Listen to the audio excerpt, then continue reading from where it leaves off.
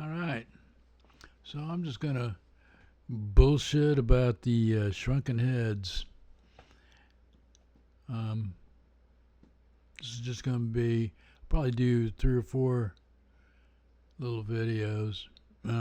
Also using this as an experiment to see if I can get my picture and sound right on this computer.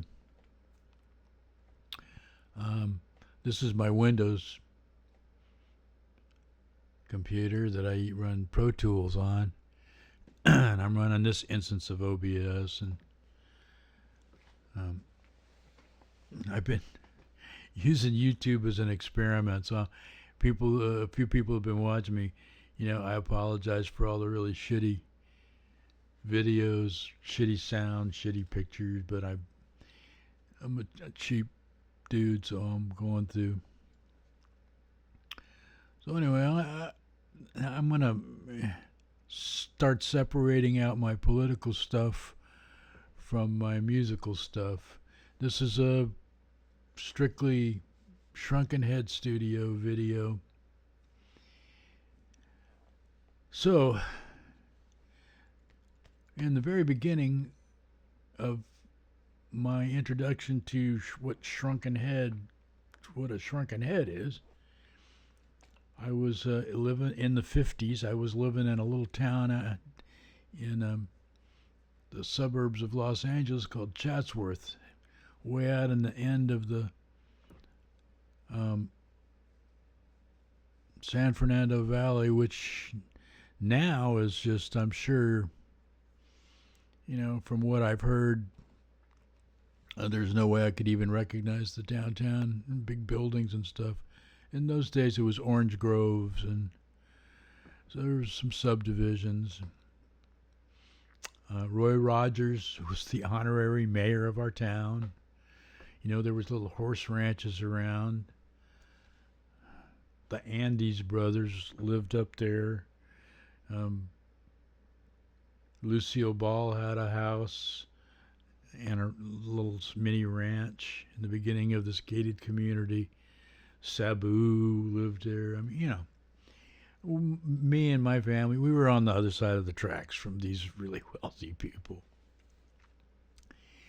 And anyway, we lived near Loreline and in between Mason, I think, and Loreline, if I can still remember those names. Went to Chatsworth Elementary School. Also ended up going to John A. Sutter Junior High School, which is up in Canoga Park, I'm pretty sure.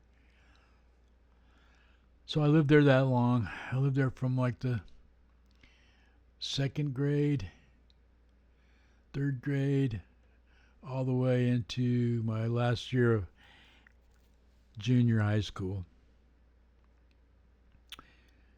And in the neighborhood across the street, which was the main drag, was called Devonshire.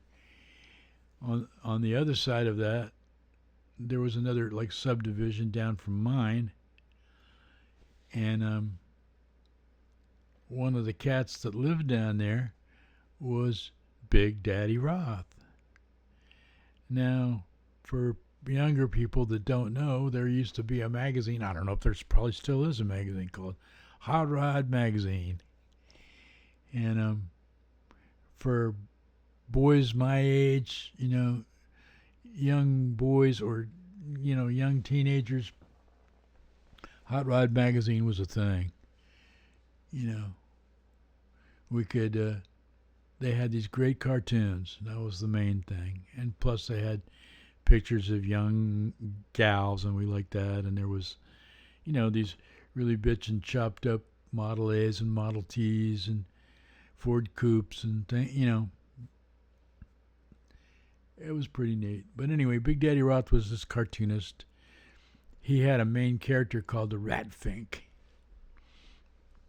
And I don't know if anybody, people my age will remember, but there was he had drawings of these hot rods and gear shifts sticking up out of the top, and there would always be some monster involved. And Ratfink was the main character, but there was also lots of other characters. And a couple of times he had shrunken heads. And most of the time they would end up being these little shrunken head, um, you know, ornaments that hung from the rearview mirror. But every now and then he had a. I remember there was one. I'm going to see if I can't try to find it, but my memory there was a blue-headed shrunken head somehow involved in it. Yeah, but anyway, we used to sit um, and draw these, try to duplicate Big Daddy Ross cartoons, and it was a lot of fun. Anyway, that was the first time I was introduced to Shrunken Head and thought that a shrunken head was really, really cool. So, um, yeah, a lot of years went by, but I'm going to stop this little video here and I'll kind of go get on to the next step of shrunken headedness um, in the next video.